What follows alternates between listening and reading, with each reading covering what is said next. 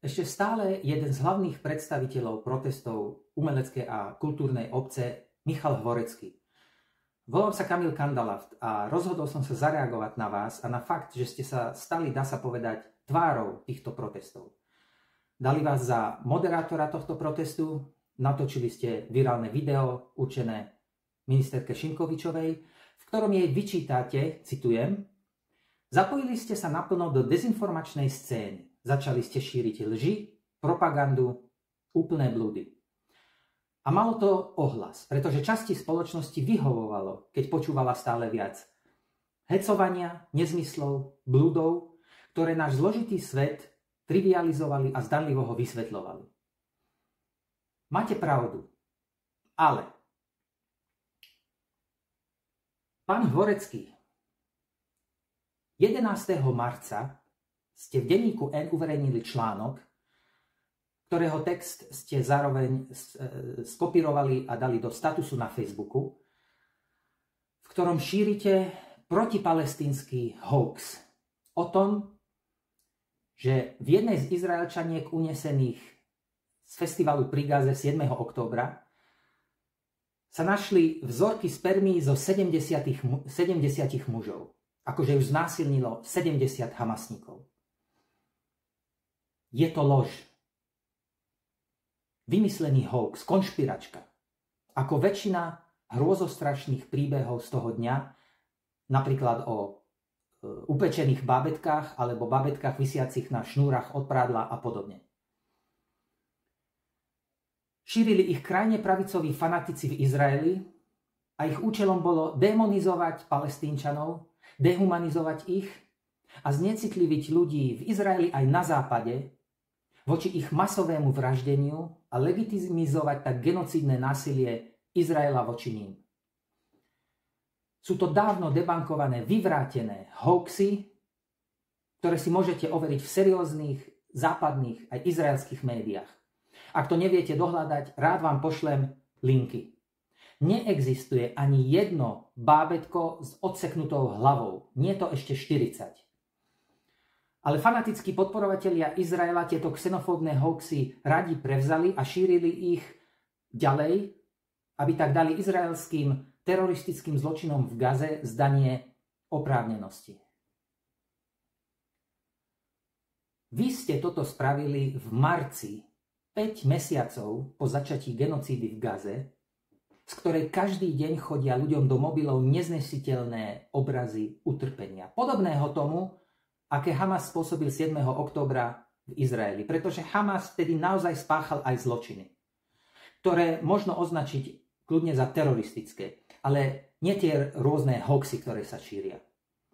Izrael v Gaze pácha podobné brutality, len to vynásobte krát 1000. Reálne deti s odseknutými hlavami. Tam sú tie deti s odseknutými hlavami. V Gaze. Únos 10 000 ľudí do izraelských žalárov a ich mučenie.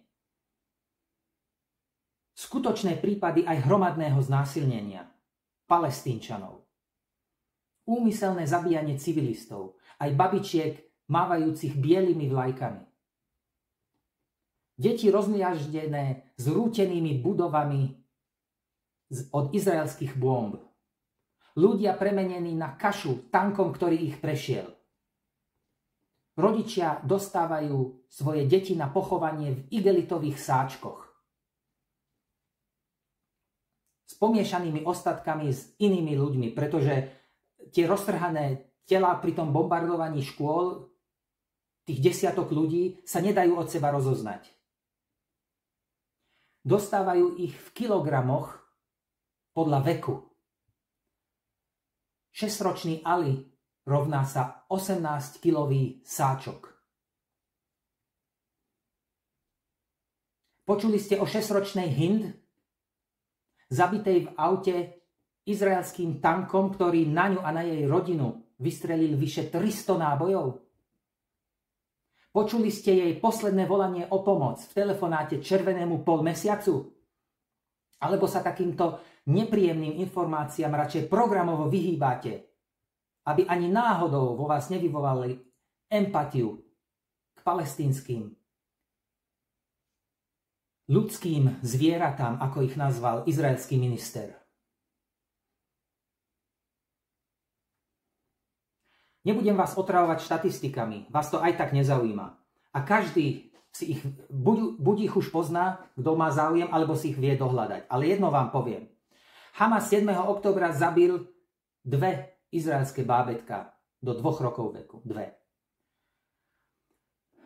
A jedno je príliš veľa.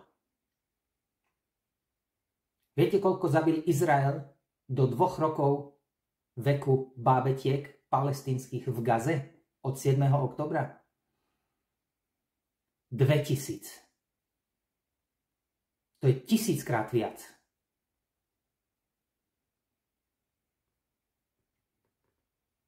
Za celých 10 mesiacov každodenne páchaných jatiek ste si nenašli čas odsúdiť ich.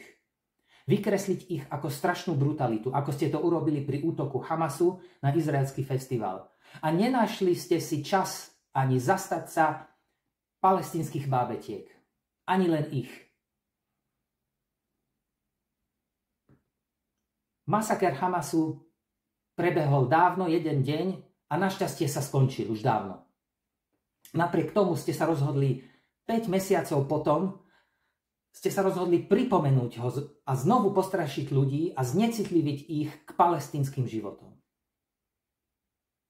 Ale 1000-krát väčší, aktuálny, dennodenne prebiehajúci masakér Izraela v Gaze vám dodnes, to je už 10 mesiacov, nestal ani len za štek. Navyše izraelských obetí ste sa zastali tým najhnusnejším spôsobom, šírením xenofóbneho hoaxu.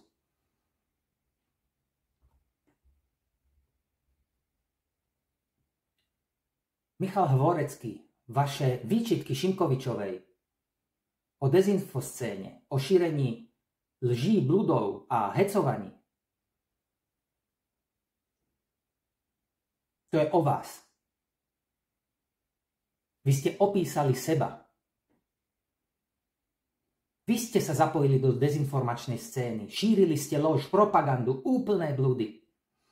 Podobne ako vyčítate Šimkovičovej. Citujem znovu, a malo to ohlas, pretože časti spoločnosti vyhovovalo, keď počúvala stále viac hecovania, nezmyslov, blúdov, ktoré náš zložitý svet trivializovali a zdanlivo ho vysvetľovali. To je o vás. Vám vyhovuje trivializovať svet, v tomto prípade na zlý Hamas a dobrý Izrael, ktorý môže všetko, lebo Hamas. A používate na to hecovanie, nezmysly a blúdy.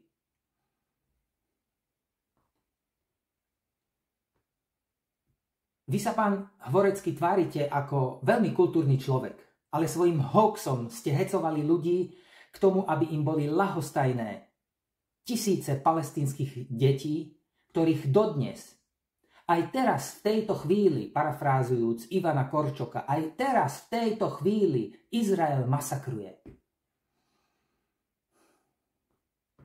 Ako sa vy opovažujete vyčítať čokoľvek fašizoidné a rasistické niekomu inému?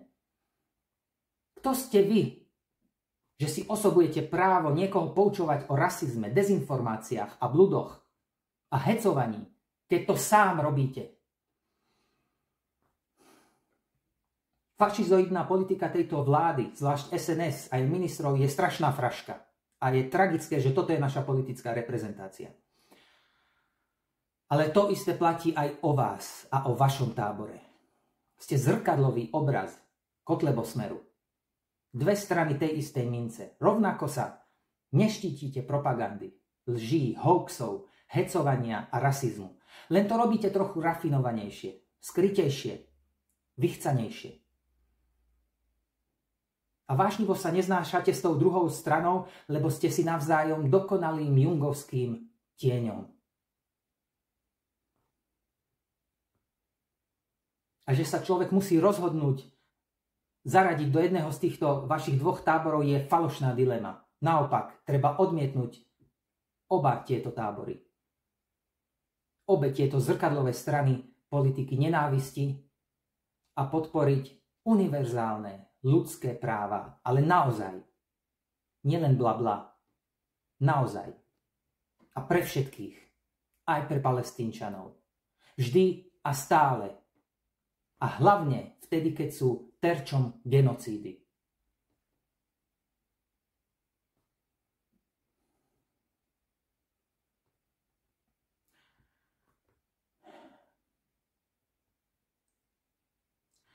Protesty umeleckej scény majú racionálne jadro, ale je tragické, že ich uniesli vyprázdnení ľudia, ako ste vy.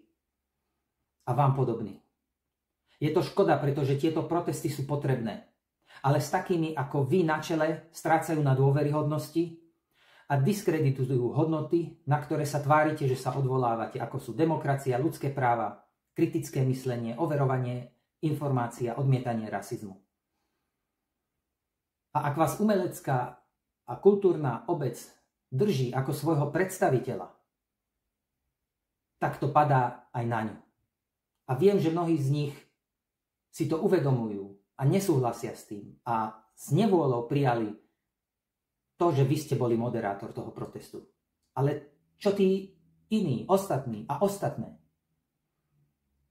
Vyzývam vás, odmietnite a dištancujte sa od Michala Hvoreckého a odmietnite jeho xenofóbne lži, hoaxy a priame či nepriame nadržanie Izraelu, páchateľu genocídy.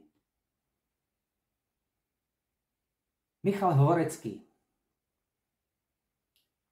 vás vyzývam, ak ste férový a kultúrny človek, za akého sa rád vydávate, ospravedlňte sa za svoju xenofóbnu lož, ktorú ste hecovali proti Palestínčanom. A urobte nápravu. Oprávte svoj status a článok v Enku, alebo ich rovno zmažte. A odsúďte 1000-krát hroznejšie a stále prebiehajúce zločiny Izraela v Gaze, aspoň tak dôrazne, ako ste odsúdili zločiny Hamasu v Izraeli. A zastaňte sa palestinských obetí Izraela rovnako, ako ste sa zastali izraelských obetí Hamasu. A mám pre vás ďalšiu výzvu.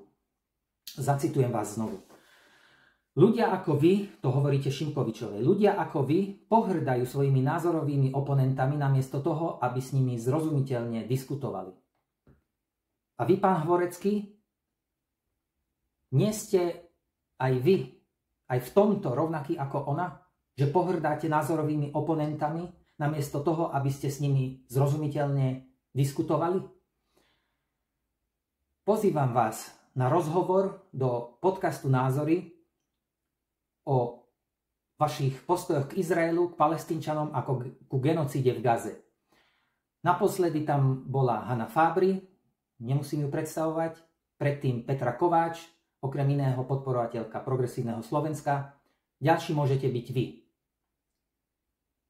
Ak ovšem nepohrdáte svojimi názorovými oponentami a nebojíte sa zrozumiteľne diskutovať.